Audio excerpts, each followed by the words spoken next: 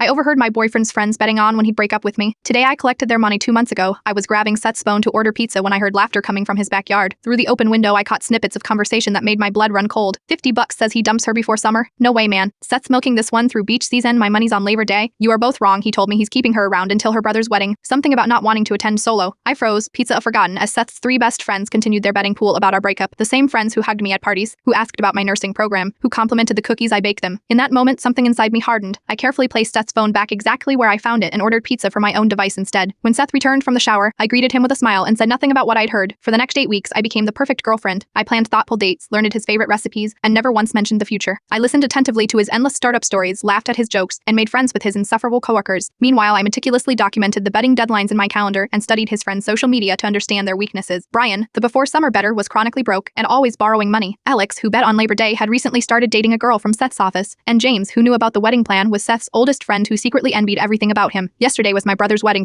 the date James had bet on. During the reception, I excused myself to powder my nose and sent an identical text to all 3 friends. This is awkward, but I need to talk to you about the bet. Miami at Riverside Clive tomorrow at 2 p.m. Come alone. I knew none of them would tell Seth parted. Admitting to the bet would mean admitting their disloyalty to him. Today I arrived early and chose a table in the corner. One by one they shuffled in, looking uncomfortable but curious. I waited until all 3 were seated before speaking. So gentlemen, about your little wager on when Seth would dump me. Their faces drained of color. Brian started stammering excuses. I held up my hand. I am not here for apologies. I am here to collect. I pulled out a manila envelope and removed 3 sheets of paper. According to my records, Brian bet $50 on before summer, which he lost. Their mouths hung open as I continued. Since Seth didn't break up with me, I broke up with him this morning. Their L bets are technically void, however. I smiled sweetly. I think we can agree I've earned this money. I slid printouts of their texts across the table. Transparent Seth's friend Zach had been only too happy to share after I told him about the bet. Praised where they mocked me, discussed my body, and debated how long Seth could stand being with such a try-hard. You have 2 options, I said, keeping my voice steady. Pay me the $225 you collectively wagered, or I forward these messages to your girlfriend at Seth's company, Alex. To your boss, who you are trying to get funding from, Brian, and to Seth himself, James. They paid in silence. Parent Brian in crumpled 20s, Alex through Venmo, and James with a crisp $100 bill. As I stood to leave, James asked quietly, does Seth know about any of this? But unlike you 3, I believe in honesty in relationships. I am meeting him in an hour to return his apartment key and explain exactly why we're over. I used the betting money to treat myself to a spa day. Seth has called 17 times since our conversation. His friends haven't called at all. Some bets aren't worth the winnings, some relationships aren't worth the investment, and some lessons